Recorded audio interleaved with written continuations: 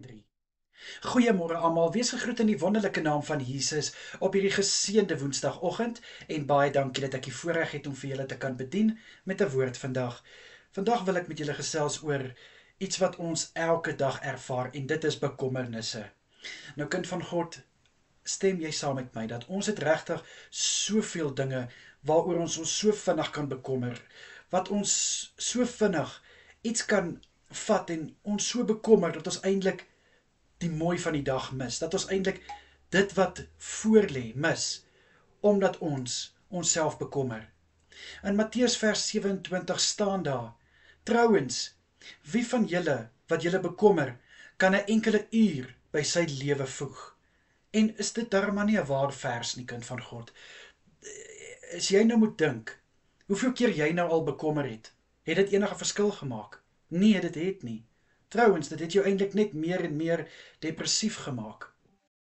Maar in hierdie verse sê God vir ons so duidelik dat is ek nie die een wat ook na die voëls van die hemel omsien nie.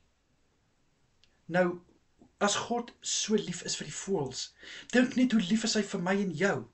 Dat hy wil nie hê ons moet ons onnodig bekommer nie, my boetie en sissa. Hy wil hê ons moet al ons bekommernisse wat ons het vir hom gee, sodat hy daarmee kan werk. God sal daarmee deel. God weet wat die uitkoms is wat ons nodig het. Waarom klou ons die hele tyd vas aan hierdie onnodige bekommernisse? Ek weet dis makliker gesê as gedaan, en dis hoekom dit vir my ook so lekker is om hierdie woord te bedien, want selfs ek kry iets daaruit, al word dit deur my gespreek, ek kry ook iets daaruit. Dit wys net hoe kragtig die Heilige Gees werk, kind van God. So ek wil vandag vir jou sê, wat daar ook al is, wat in jou lewe is, wat jou bekommerd het, waaroor jy bekommer, gee dit vir God. Hy gaan dit hanteer. Hy sal daarmee werk. Hy sal vir jou rustigheid gee. Jy weet dat dit waaroor jy jou bekommer, sal ons Hemelse Vader vat en hy sal dit hanteer. Vertrou jy hom net en het net geloof in ons Hemelse Vader. En kom ons probeer hierdie dag ingaan sonder om ons onnodig te kwel oor die dag van môre. Kyk, ek sê nie 'n mens mag nie aan môre dink nie. Natuurlik mag ons aan môre dink. Maar gaan dit help om ons oor môre te bekommer? Nee. Gaan dit help om ons uit te stres oor môre? Glad nie, want môre sorg vir homself. So kind van God, ek los hierdie gedagte by jou. Laat jou bekommernisse voor God neer en hy sal vir jou die rus gee wat jy nodig het. Kom ek bid vir ons.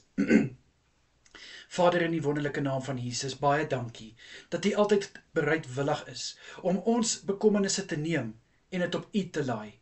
Dankie, liewe Vader, dat ons weet U uitkoms is die regte uitkoms. Dankie Vader dat ons bekommernisse voor U kan neerlê. Dankie dat U so 'n goeie God is, liewe Here, en gereed is om vir ons, in plaas van ons te los met ons bekommernisse, ons te los met rustigheid. In Jesus naam. Amen en amen.